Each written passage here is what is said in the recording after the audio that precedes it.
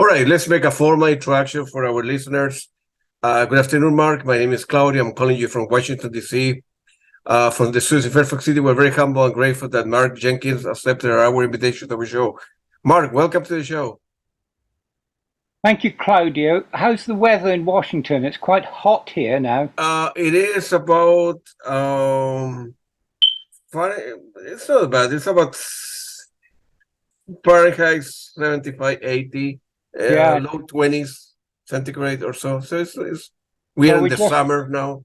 We just started spring in London, so we're only about 3 months behind. It's been cold until last week. Really? Yeah. London is a beautiful city, man. I go there often. Good, wonderful. Oh, we'll meet up sometime. That's right. When we're there, we're together for a coffee or beer or something. Yeah, so many great venues, so many great artists, including yourself, in living in the UK, man. So wonderful. So, all right. So let's go back to the beginning, Mark. Were you born like in a musical family? How were you when you perhaps began taking piano lesson or guitar lesson? Yeah, well, I can date it exactly because as a teen, I used to watch pop music shows on TV, but didn't feel all that involved in the music. And one day we changed the channel to BBC Two, which at that time was quite new, and had more intellectual arts programs on it. And this guy came on sitting with his leg crossed and a huge bass guitar, and it was Mike Oldfield playing the end of Tubular Bells. Wow. That's a very circular section at the end where it repeats and repeats and repeats, completely different from pop music. And not only did I think it was fantastic, but I saw that it was something possibly I could get involved with myself. I mean, I wasn't going to be a pop singer or in, Sweet or one of these glitter bands that was about at the time. But I thought I can do this. So I got a guitar and I spent about 6 weeks with it and got almost nowhere. I didn't like the guitar at all. And then listening to, I think, the John Peel show late at night, one night he put Tangerine Dream on, which was similar in a way because they had these repeated sequencer patterns, but it was all keyboards and synthesizers, and thought, oh, I've got a better chance of being able to do that without so much technique learning. So I bought a couple of little keyboards and synthesizers and never looked back. I still play guitar a little bit, but I use it more for effects. I don't know any guitar chords, but I can play melody lines with a lot of effects on it, and I can play loops and distorted loops and this kind of thing. So there's always a bit of guitar in my music. I can just about get the Mike Oldfield tone, which is this very high-pitched sort of guitar tone. So that's still there along with all the synthesizers. Yeah, good for you, man. I talking about Mike Oldfield. I think Mike is not going to be touring anymore. He's sort of in the retirement, disappear somewhere. I think he is because he did the 2012 Olympics, which nobody gets paid. But the airplay money from having an audience of 1 billion is absolutely enormous. He did 12.5 minutes of self-compositions. You must do your own compositions to earn the money. So that payment after 2012, he certainly didn't need to work ever again. He'd been living in Barbados for a couple of years. And if he was going to do anything, then this year, the 50th anniversary of Tubular Bells would have been the time, and nothing was announced at all.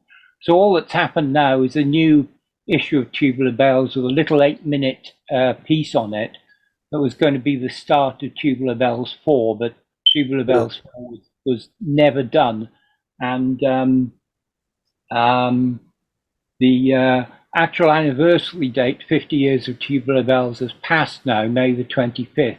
So I think that's it from Mike. We've heard nothing. Oh man, it's too bad. I interviewed his brother. I'm going to be interviewing his sister as well soon. But Mike is one of all the heroes of mine. Among all the big names in electronic music. Like the Klaus Schulze, the Manuel Goshin, the Edgar Frost, all the big names. So it's yes, and I mean he was making this kind of music with organs, piano, guitar, glockenspiel, bass guitar, and it had this sort of entrancing hypnotic feel, but not really done with electronics or not with right. Absolutely. But the same feeling, and a lot of people still think Tubular Bells is a synthesizer album, which is not. But it is the way that I've done it now, because no, I know what you mean. Yeah, I've been playing this all synthesizer version, so I have a lot of live shows for that this year in the UK and one in Germany. I can show you the CD. It's this one. So we have the beautiful, man.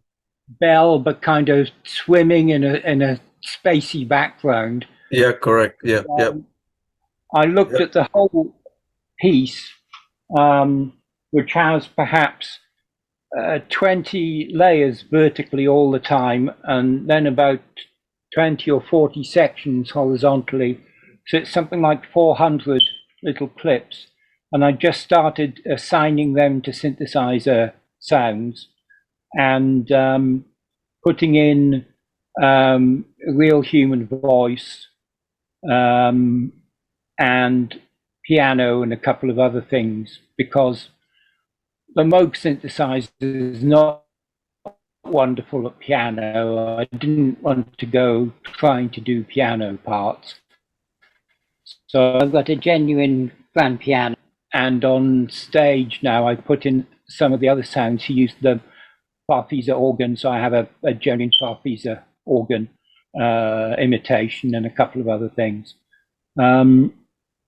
It's the best example ever, I think, of the combination of acoustic instruments like guitars and flutes over this electronic sound bed. And of course, he's developed the album over the years and does a more funky version and a percussion version with horns, and sometimes he has singers and sometimes not.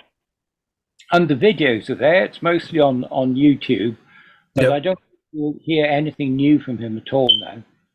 This is why there's a couple of bands going around playing Tubular Bells live, and mostly what they want to do is to do it authentically.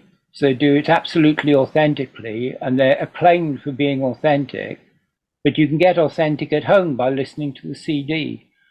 My version has taken a completely different angle on the sounds, so you'll hear the familiar composition but played with completely new sound textures and unusual textures and typical Moog-like things. I listened to whenever it was posted on YouTube and the channel, and it's a masterpiece. You did a very good job, and it sounds great. Yes, thank you. It's been popular. I actually launched it at the 45th anniversary of Tubular Bells, and now for this year I have a new edition with some new pieces. I've done a version of Mike Oldfield's single, which was the single off Tubular Bells, but it was a new performance. It used one of the melodic themes, but arranged it in a completely different way. I've done 2 pieces from his only major movie soundtrack, The Killing Fields. I've done the 2 nicest pieces, merged one into the other. And I also came up with a new hornpipe tune. He has all these hornpipes, like the Sailor's Hornpipe, Portsmouth, Recorder Rondo, and a few others.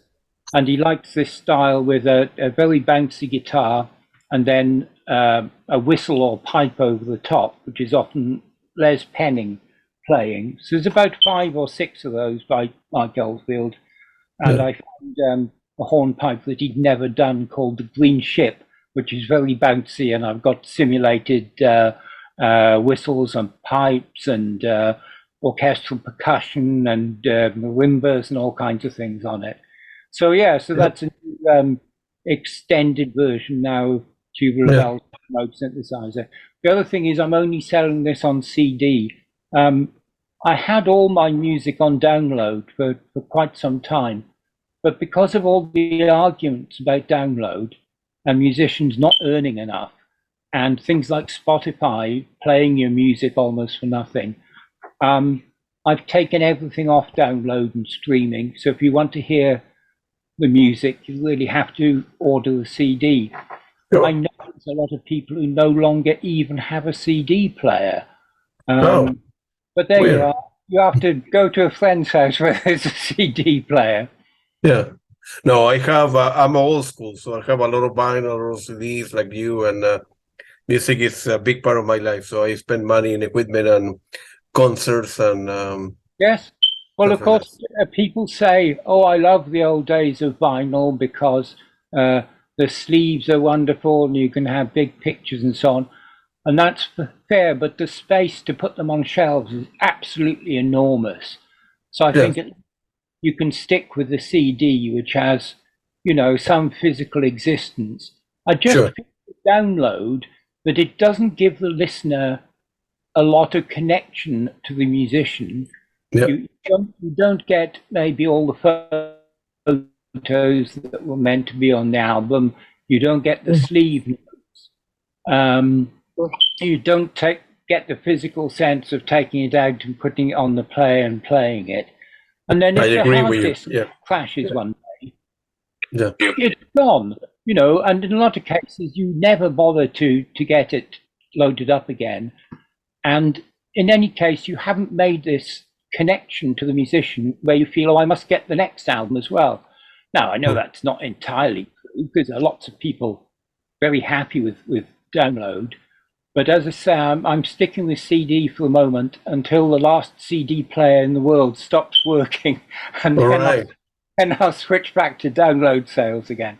In a few years, we'll have something better where you can get the booklet and 16 pages of notes and this kind of thing, and then I'd be a bit happier to go forward. Sure. Have you ever thought about sending a copy of that album to Mike itself if you're in touch with him? No, well, it's difficult to get contact with. I met him and interviewed him several times over the years. And actually on the back of my Tubular Bells from Analog Synthesizer CD, there's a picture of me and him sitting in his studio. And I put the name of the studio. And somebody pointed out to me, oh, that wasn't the studio you were in at all. You were somewhere else. And the fact is, the label had sent a car for me, picked me up in London, driven me out to the country, dropped me at this enormous house, and said, there, get on with it. So I thought I was in one place, but in fact, Mike Oldfield has had about 8 different studios over the years. So I've been to 2 different ones. Good for you, man. I've been to 2 while he was there. One where he used to own the building at Hergest Ridge. And there's another one that his son now runs as a commercial studio. So there are 3 around London, 1 in Wales, and he's had at least 2 in Spain when he moved over to live in Spain. He also had a studio in New York, and now he's in Barbados. So there's about 8 different Mike Oldfield studios. And as I say, I went to interview him on a couple of occasions.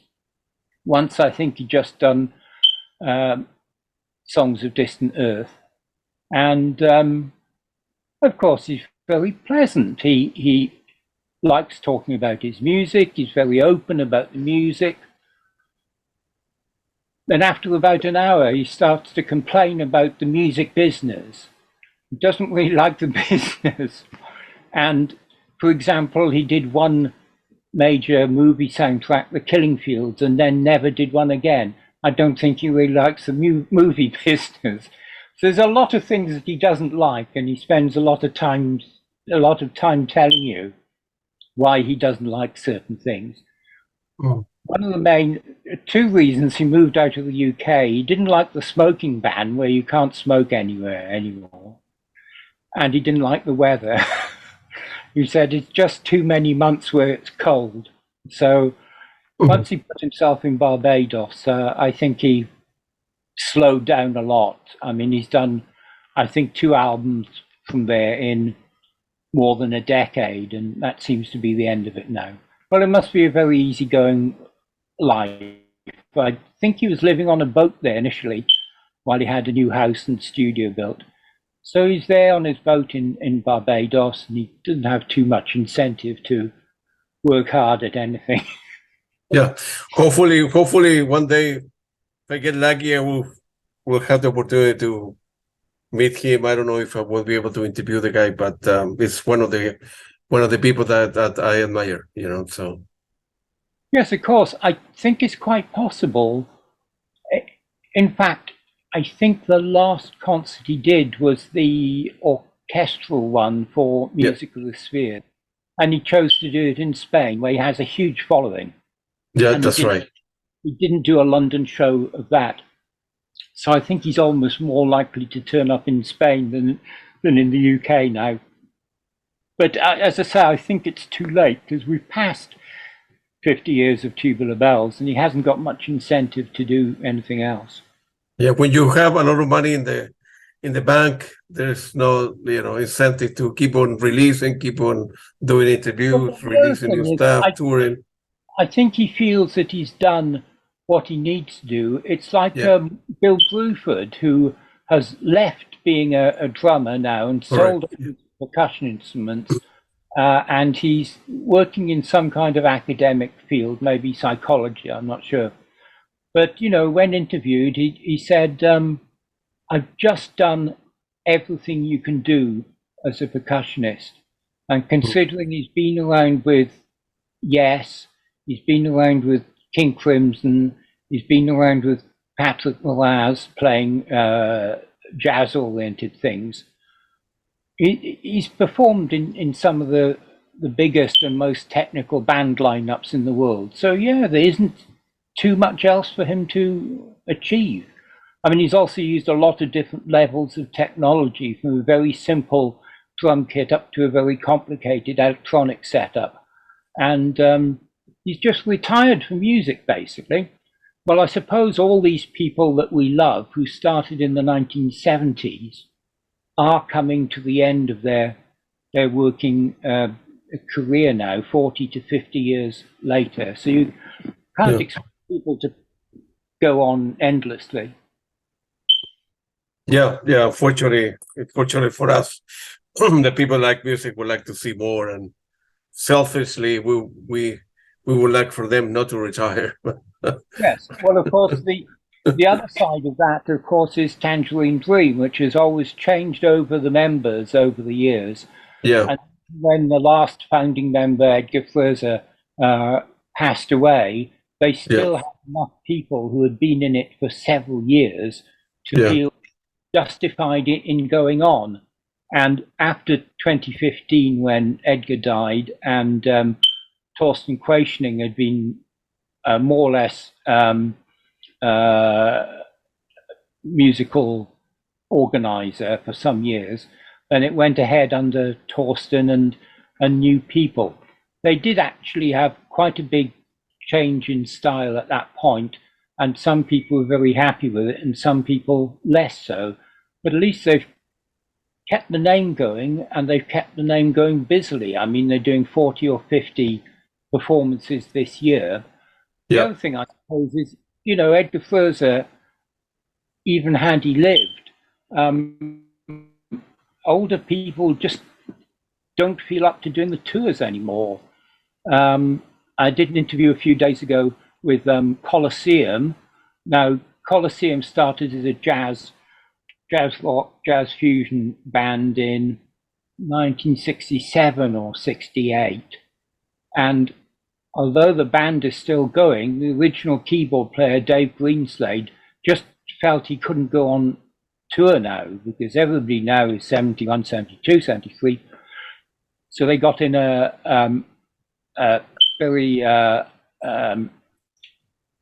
multi-talented new keyboard player, young keyboard player called Nick Steed, and they're going around playing all this music from 1968 plus, new compositions. But that's the other way to keep the band going. There's still some support from the 60s, but even the audiences are dying out, so you have to do something that appeals to new audiences of younger people. Coliseum being jazz-based, they're obviously doing huge jazz festivals and coming to the attention of a new, younger audience, so good for them. Yeah, absolutely.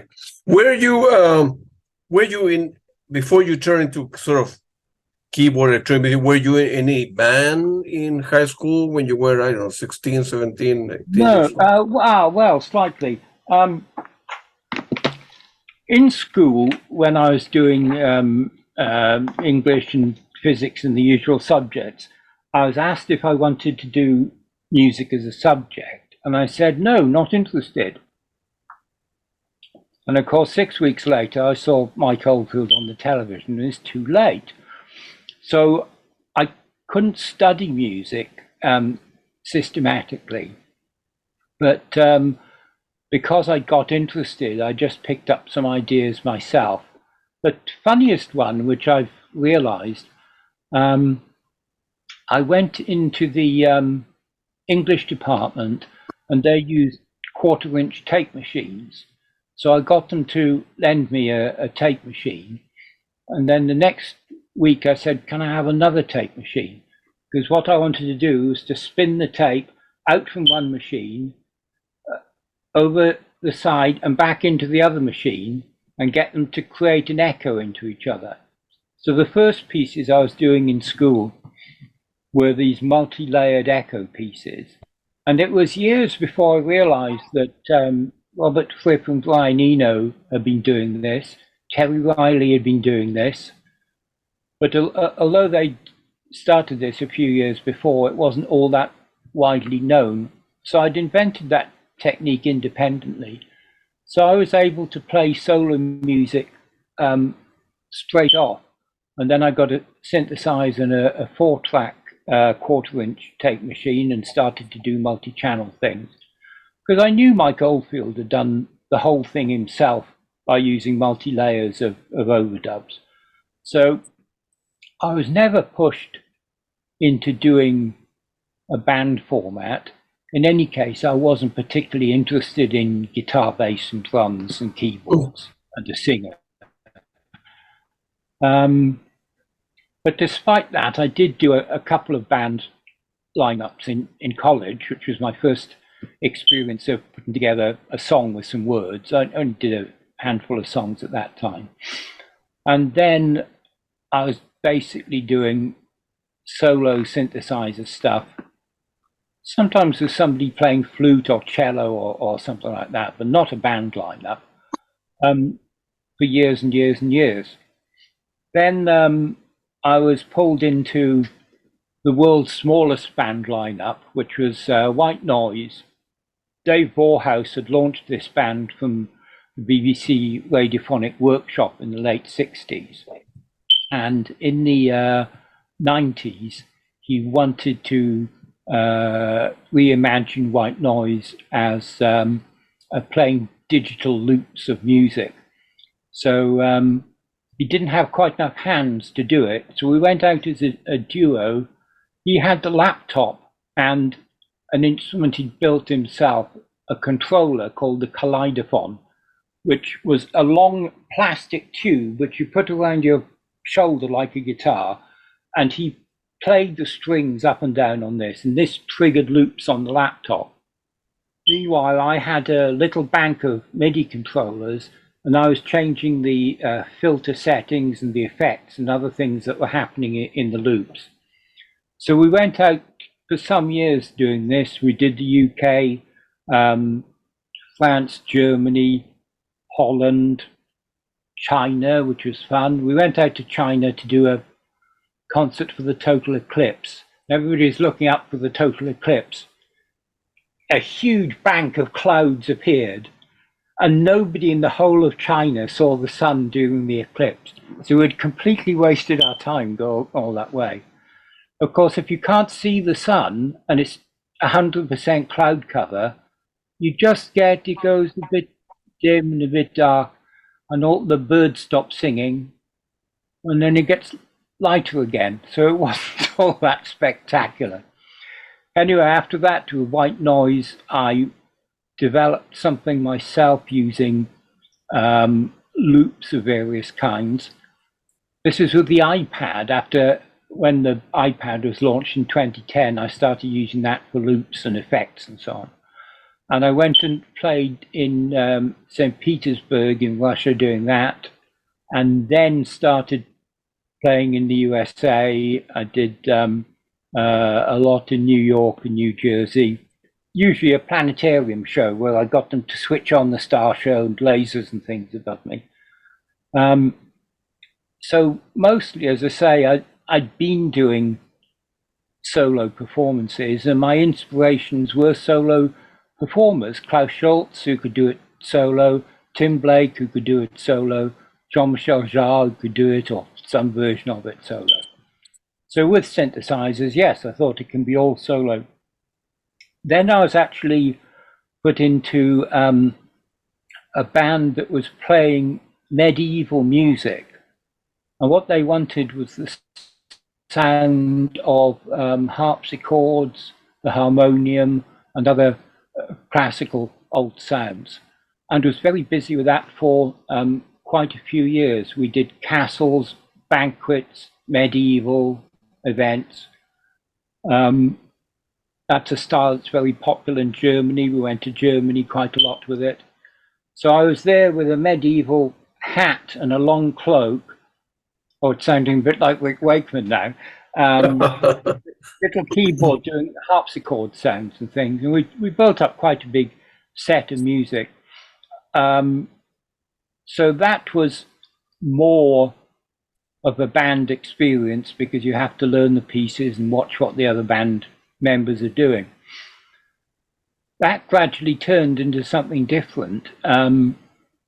It got heavier and heavier until now it's virtually a metal band. It was called symphonic metal for a while, but now it's virtually just metal. So I'm not needed in that anymore. It doesn't use the same type of sounds. That band is very busy, Serpentine with a Y. They're still, like all bands, they were knocked out a bit during COVID. Just as they had developed some big tours and new albums, they couldn't perform anywhere for 2 years. So they're just catching up now, and they are playing around the UK and Europe and doing a new album. But I like a lot of different types of music, but that sort of metal grindcore type stuff is outside my purview, I'm afraid. So I'm back to solo stuff, but then happily the Mike Oldfield and other things came up that I could do again as a solo performance, and that's been very popular. I think it's 22 dates so far around the UK and one in Germany going to the end of this year. Yeah, you mentioned Jean-Michel Jarre as well. Do you know if he's going to be touring a lot at all with his new album, which is great? Some people don't like it. I do, but I have no idea. I have no inside information. I am in touch with the management, but if they knew anything, they wouldn't let on until it was officially announced anyway. Yeah, and they do send me his album, so I keep up with it. But of course, he's done very little boutique performances. He does them in these special small installations with a small invited audience. Correct. What he does in terms of a big tour, I mean, this album perhaps wasn't suitable for a big tour because it's very experimental and it's very based on the sound placement around you, which is difficult to do in a concert setup. So we may not see him doing that album. Having said that, I went a couple of weeks ago to see a guy called Robert Henke. He is the co-inventor of the Ableton Live software, And as well as performing for years and years, he's been a software developer. For instance, if he can't do what he wants in a concert, he builds a microcomputer to do it. So he's very technical as well as performing a lot. And he performs with an, I think there's an 8-channel sound system by a company called DB Technic. And that puts 2 speakers behind him and 3 or 4 down the hall and a couple at the end of the hall.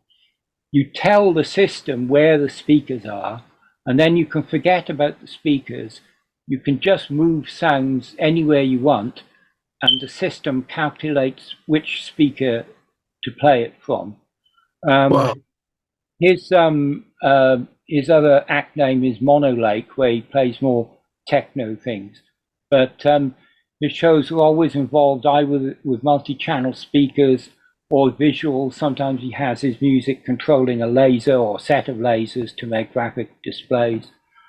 So he was doing a show in London with this multi-dimensional speaker setup. And it is possible to do that now. It's just that you have to have it installed specially and measured up for the particular venue that you're in. So I wouldn't be surprised to see Jean-Michel Jarre coming out and saying he's done some kind of 8-channel sound in theatre, but perhaps that would be limited to smaller theatres and not to the big stadium-type concerts. I think it's more likely to just go on to a next album, which is a bit more melodic and less experimental, and it'll give us concerts of that. We shall see. Yeah, we'll see. Yeah, hopefully I will be able to see him. I've never seen him. Like, you were not only you're a musician, but you were perhaps still are a music writer. I think you wrote for the Melody Nerd Maker, the Music Week, and so feel free to elaborate on that. So this is my first job out of college. You know, I studied English language, but on the side, I've been basically doing music with a multi-track tape machine and cassettes. It was all about exchanging cassettes with people. So a job came up on this magazine, Electronics and Music Maker, and I went down to spend some time with them and ended up doing about over a year on that magazine. And happily, what they were doing basically was having all the new musical instruments sent to them and interviewing all the people who were using them. So the first week I was there, they sent the new Prophet 600, which is the first MIDI synthesizer. The second week they got a Yamaha DX7. The next day I connected the two together with MIDI, and I was playing these huge layered sounds of tubular bells over strings and this kind of thing, and recording those, because some company had sent a multi-track tape machine as well. And then the next day going out to meet Jean-Michel Jarre or Klaus Schulze or Carlos Stockhausen or Landscape or Depeche Mode. Wow. I tell you, Depeche Mode was a couple of years later. So Electronics and Music Maker was down on the south coast of England, and a job came up in central London on a similar type of magazine. So I moved to central London. So I met Depeche Mode in a pub on the corner when they had their first hit singles and album. Very nice young chaps. They said eventually, "Well, excuse us, we've got to go now, otherwise we'll miss the last train home." They're all going on the train home to Basildon, which is a little not very cool suburb outside London. So they'd come from Basildon.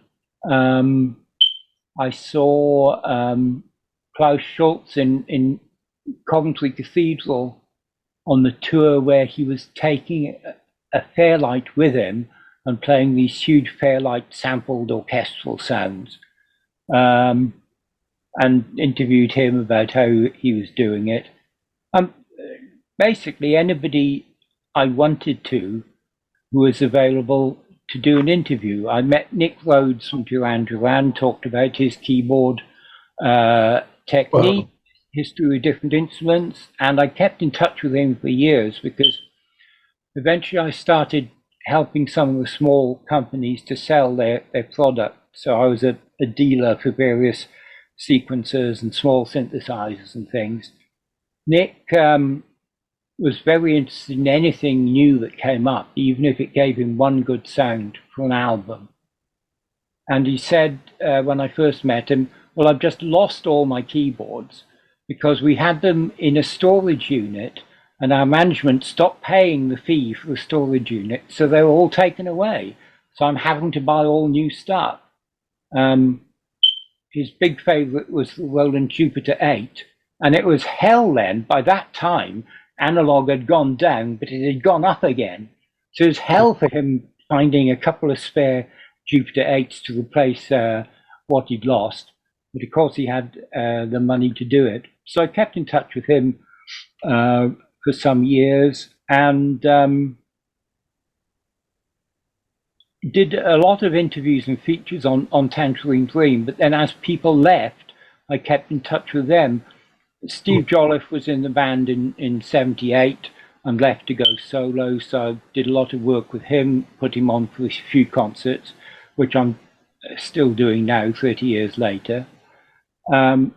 Christoph Frank left Tangerine Dream, started doing movie soundtracks. So I interviewed him and put him on in central London for the only solo concert that he's ever played, which was quite spectacular. We were loaned a huge modular synthesizer to put behind him, which really went up over your head, by a company called DigiSound. And we had a big laser show and various keyboards on stage. Actually, the main synthesizer at the time was the Roland JD800, which they gave us two for him to use. I'm selling one of them now. So if anybody wants to buy Chris Frank's JD800 from 1991, it's available. It'll go on sale in the next couple of days. And then after being on these various magazines and papers, I was submitting a lot of features to different people. So I went completely freelance, and then for about 10 years was just doing individual features for a lot of magazines, including Keyboard in the USA. And then I suppose magazines took a bit of a hit about 10, 12 years ago when the economy wasn't so good and a lot of them closed. So I started putting my effort into books instead, some put out by large publishers and eventually some that I put out myself. So there was a big change in magazine work, and the latest one now that I'm submitting to, Synth Software, looks like a paper magazine. It has a new front cover every month like a paper magazine, but it's only on the internet. They decided, and it was a team who were experienced on conventional magazines, they decided to build it on the internet and then consider doing a paper version later. And they haven't done the paper version as yet, I think because the internet version is going so well. It has adverts as a normal magazine would have. The other thing about it is it's so quick, because 10 years ago, I certainly felt that I was learning about instruments before the magazine could even appear. For a magazine, you have to be shipped the instrument to review, somebody has to look at it maybe for a couple of weeks, submit it, and they have a schedule about a month and a half ahead. So you could take 2 months to find out about a new instrument, and you could read about it on the internet in 2 days. So paper magazines really were taking a hit. And I think now that internet magazines, presented like a magazine, not just like a couple of pages of a website, are the way to go. And that's why synthandsoftware.com is so popular because it's really ahead of the times. And for example, one of the interviews I did, what day is it today, Monday, last weekend, is already up and promoting that band and that album who were just playing a week ago. So it's got the advantage of speed. The same applies to software and instrument reviews as well. As soon as we can get our hands on one, we can have an article up within 2 or 3 days. And that's what you want when you see the instrument in the shop. You want to have some information about it, not to wait another month and a half for a magazine on paper to tell you about it. Absolutely. So that's how it kind of developed through magazines to books and on to internet features.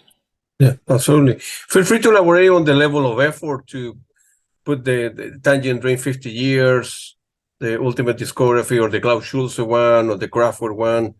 How difficult is to put one together?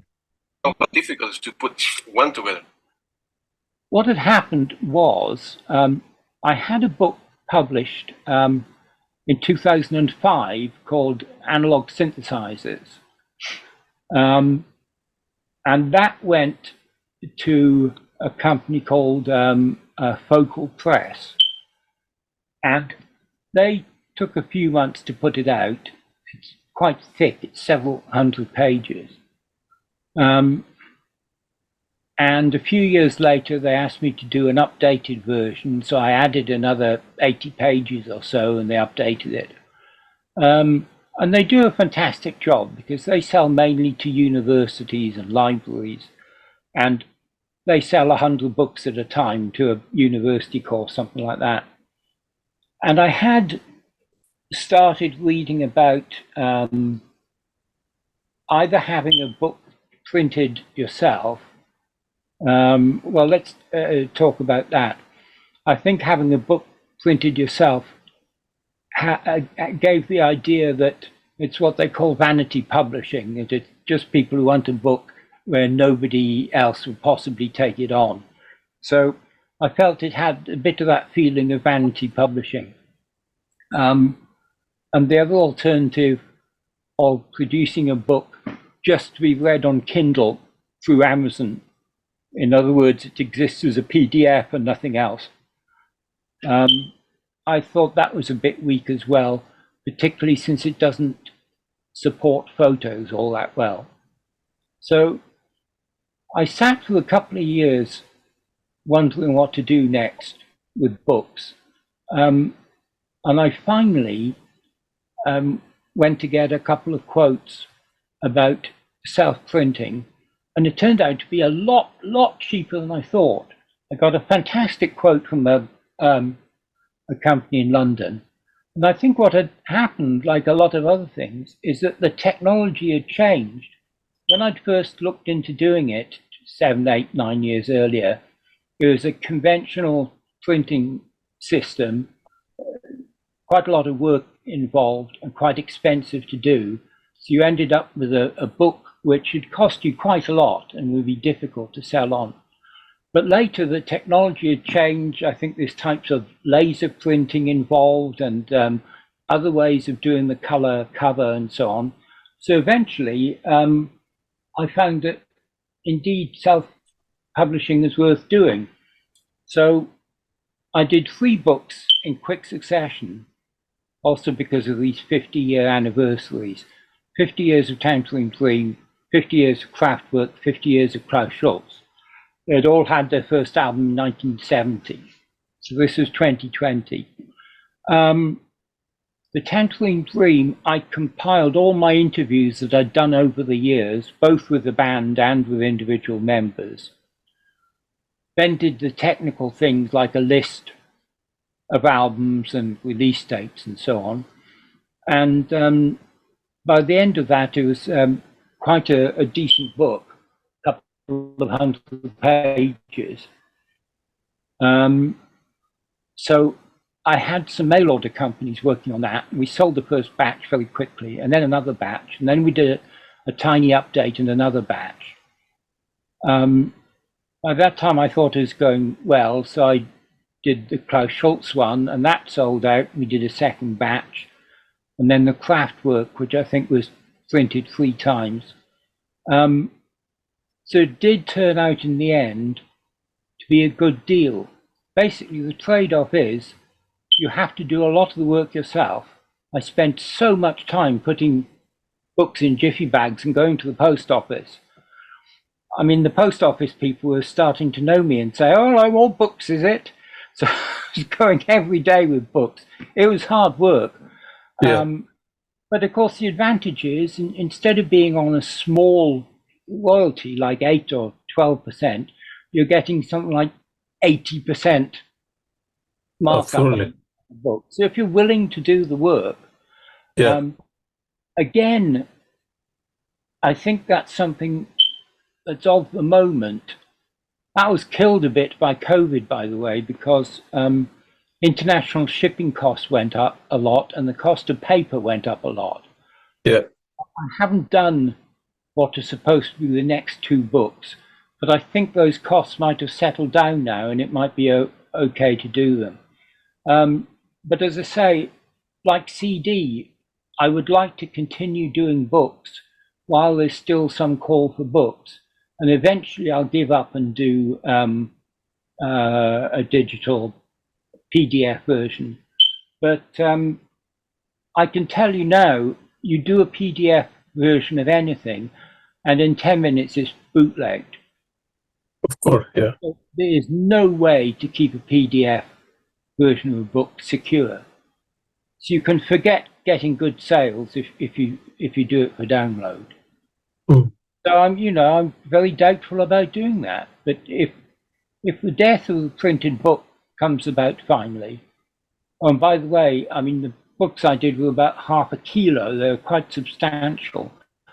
So say I was selling them for £20. Well, it was £10 to ship one to the USA.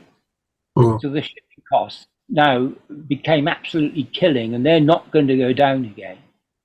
So I'd like to do more books. I have 2 or 3 new titles in mind, and also I might do an update of the Tangerine Dream book. But I'll have to look at these costings and shipping again and see if it's worth doing now. By the way, talking about Tangerine Dream, I end up interviewing a lot of people from Tangerine Dream, and what do you know what's happened with Peter Baumann? He lives in California. I know exactly what happened with Peter Baumann. I don't know if I'm allowed to say. Whatever you can say. Okay, well, it is if you search on the internet. He was very happy playing the Tangerine Dream. Yeah. 1973, I think. 74, 75, 76. 77, they did the big tour in the USA, which is on. That's right. And Peter Baumann loved the USA lifestyle, and he wanted to move there and stay there.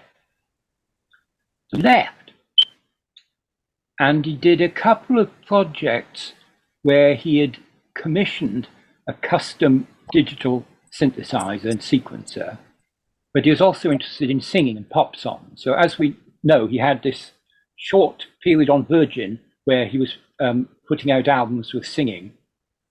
Repeat, I think, is the only one on Virgin.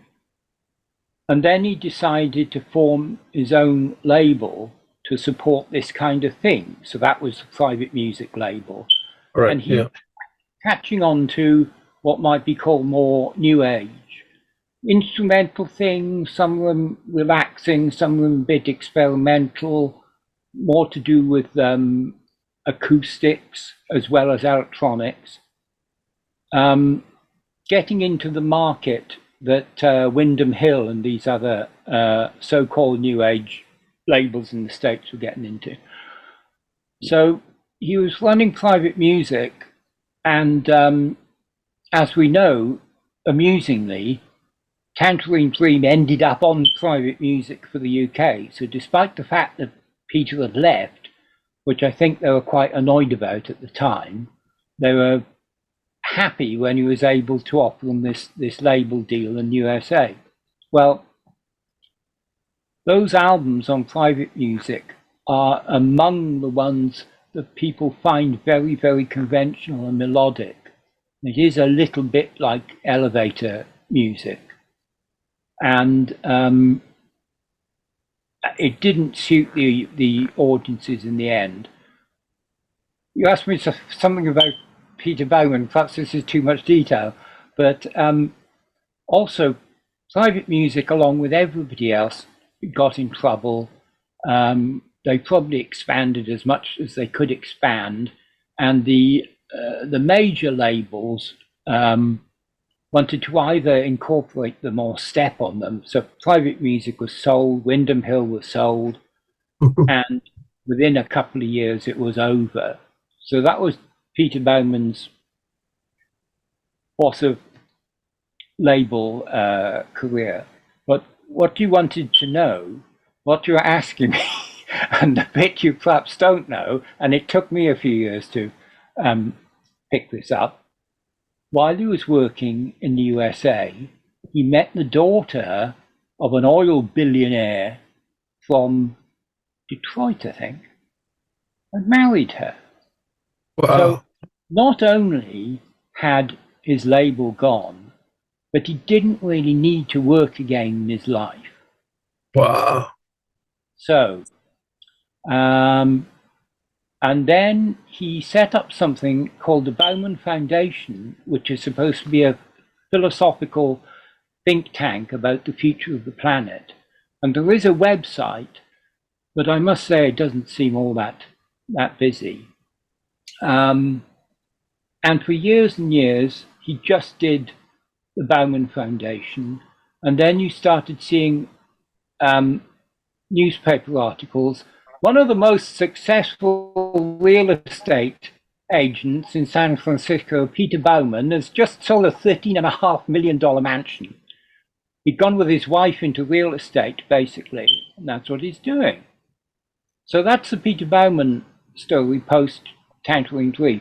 Now, lately, of course, Paul Haslinger, who had left Tangerine Dream and gone to work on movie soundtracks in Los Angeles, got hold of Baumann, and they did a couple of projects together, one called Neuland, but Neuland was completely killed by COVID.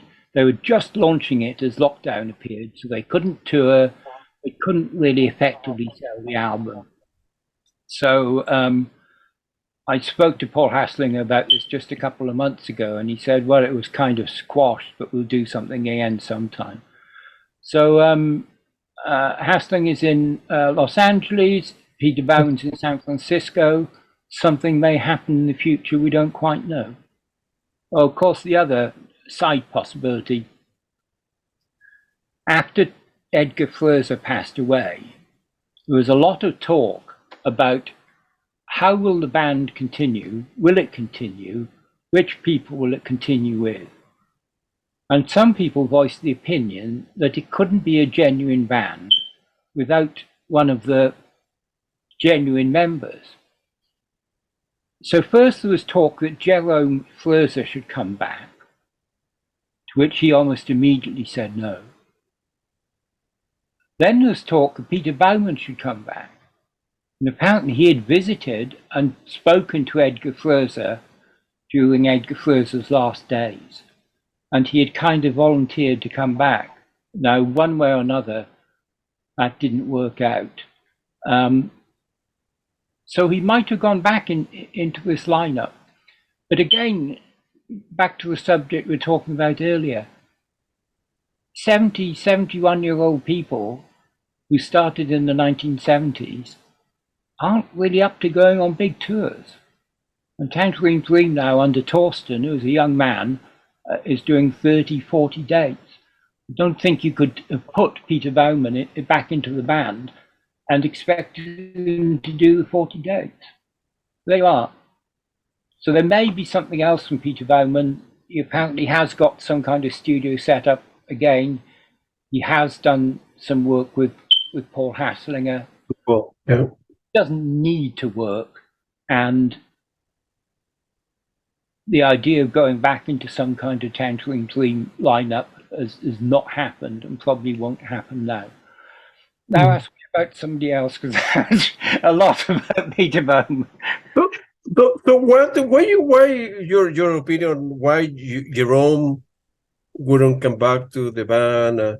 I mean, some people like the current version of Tangerine Dream, the current lineup with Thorsten, with Yoshiko and Paul, which is very good. It's different, but it's still very good. You know, I wonder why Jerome wouldn't join.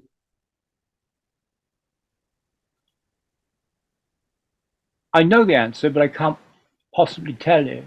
But Okay, the side answer is this. He regards his own music as being a bit different from Tangerine Dream. He calls it guitar-tronica. There's a lot of guitar processing and so on in it. And his one-line quote is, Tangerine Dream was my dad's band, and I'm not going to go into that. Now, you can interpret that any way you like, but in effect, what it means is he's quite busy with his own music, and he's happy getting on with it. Now, what has happened is that he, as co-composer, has rights over certain parts of the Tangerine Dream music. So, of course, he does a lot of remix work and puts out new versions of these through his own website. So, while not being in the band, he's still doing a lot of Tangerine Dream connected things, and a lot of the fans want to pick up these new Jerome Furzer versions. So he's not unconnected. Yeah, he is. Yeah, Peter Ulrich also ended up leaving some, I don't know, 4 years ago to do his own thing. And, you know, people have the right to do so, right? Well, okay, there's two big differences. It's Ulrich Schnaus. When he joined, I got hold of him, and he was living in London. He was just building a new studio in his flat. It was at such an early stage that it didn't actually have a floor, so you had to walk like this over the holes in the floor. He built it eventually. So again, he had done a couple of years with the band before COVID. And then when COVID descended, A, he couldn't go from London to Berlin to rehearse. And B, he just built his new studio, and it was the ideal opportunity for him to expand. Okay, I mentioned this at the time. He was the only person to join Tangerine Dream who had a very substantial career of his own behind him, because he had done many years producing, playing drum and bass music, putting out these ambient techno albums, and he could sell out quite a big theatre himself. So when COVID came, as I say, it was no longer convenient for him to go back and forth from London to Berlin to rehearse or record. He'd put in quite a few years with the band, and he had a good, substantial solo career to go back to. So, although if you count up, he'd actually done quite a few years. It was actually pretty logical for him to leave. And then one year, the Barbican in London, this guy walked on at the end, and they said, "Now we're going to have a piano solo from Paul Fricker," and everybody said, "Who?" So they were gradually easing him in. They obviously had the plan some months before, so he became the replacement for Ulrich Schnaus. Now, some people say, "Oh yes, Ulrich Schnaus, he made a wonderful contribution to the sound of the band, and we're sorry that he's going." And a lot of those people are now very happy with what Paul Frick contributes. But I mean, since 2015, it's really been the Thorsten Questioning show plus whoever else is involved. So it's kept some regularity there with Thorsten's supervision of everything. If you look at the albums, as years and years ago, you'll sometimes see that a track is by just one individual member. So you can work out what was their individual musical personality within it. and they come and they go. I don't know if there's been a track completely assigned to Paul Frick yet, but if there has, you can then tell what his musical personality is. So they all get a chance. Torsten, of course, does a lot of movie soundtracks and other things, and Hoshiko has a solo and a duo performance, which she's quite busy with, going back and forth from Berlin to Japan. So depending how deeply you want to get into it, as ever, there's been lots of side projects if you want to follow them and buy them. Steve Jolliffe is still producing. He's had a new CD this year. Then there was Loom, which was Jerome Froese and Robert Waters and Johannes Schmerling. I kind of passed over the Loom stuff. I didn't pay much attention to it when it came out, but I've caught up with it now, and the fact is this: if you like the middle period of Tangerine Dream, where they were going around Poland and playing Dominion and White Eagle and this sort of album, the thing to hear is the Loom material, because with Schmerling's melodies and Jerome Froese's guitars, and Robert Waters is very good at the sequences, it's more like Tangerine Dream than Tangerine Dream. Yeah, So I know what you mean. Get the Loom stuff, and also the sequel to that is SAW.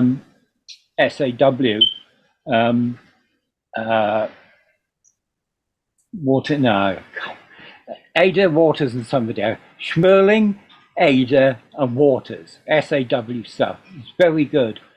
And what that does, it has all the melodic top line catchy stuff that is not really in the current Tangerine Dream output.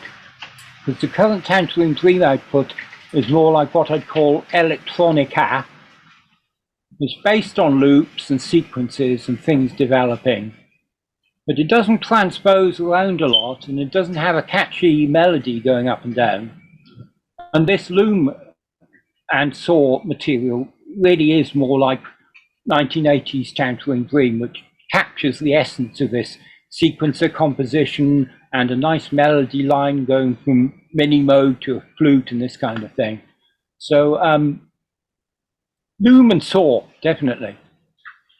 Yeah, no, I mean, yeah, I agree with you. I mean, I like Tangerine Dreams a lot, obviously, many versions over the years of Tangerine Dreams, and people come and go. Ulrich Schnauz's work also is very, very good. Yoshiko and Paul, I'm very happy with them, and I'm happy that the band still exists, So some people don't like the current lineup, and, you need to respect that. And Bianca keeping the brand alive, and I'm going to do something. We're having a monsoon outside. Oh yeah. Oh wow. I'm just going to try headphones. Yeah. Or what we can do, Mark, I'm quite sure we will be talking for several more hours. So we can go on a bit if you want to do anything else. Yeah, it's absolutely fine. Let's do another 5-10 minutes, and then we can do part 2, part 3, because I'm quite sure with a lot of topic we can. What's your take in the current lineup of Kraftwerk? Kraftwerk has been touring. I saw them a couple of times last year here in the US, and now they're going to be touring in Latin America and some concerts in Europe as well, in Italy, I believe they're doing. Well, I think, it's a good show for people who haven't seen it before to experience the whole thing. But once you've seen this lineup of 4 people with a podium and the projections behind them, I think you've seen it. The last time I saw Kraftwerk live, we were talking about something really mind-blowing. This was 1980 when they were doing Computer World, and these digital voices start from behind the curtain, and the curtain comes up, and you're looking at this huge V-shaped bank of equipment like the Starship Enterprise. and 4 of them standing in a line in front.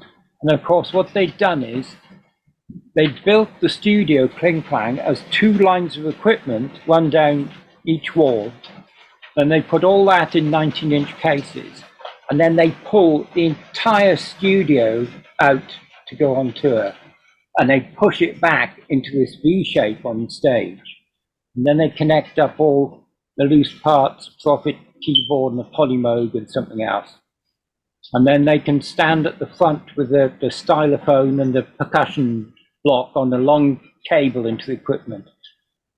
So in that date, 1980, you were seeing something absolutely stunning. Nobody had done it before. You couldn't quite see how they would build all this on stage every night. And then after that, as we moved towards the laptop and a podium, there's less and less innovation, I suppose. The fact is, they make new graphics up for each tour, and they do a slight remix of the songs, but they never play a new song. They never do a new album. So, as I say, perhaps for younger people who never had a chance to see it and are very influenced by dance music, it's a fantastic show. Mm-hmm. But if you've seen this basically being done on YouTube or wherever, then kind of you've seen it, you know. Yeah. The last show I saw them. They were touring last year in the United States, so I saw them a couple of times, and I really like. I mean, I like you, right, Mark? And you have seen my interviews. I talk to a lot of different musicians, and I have a wide range of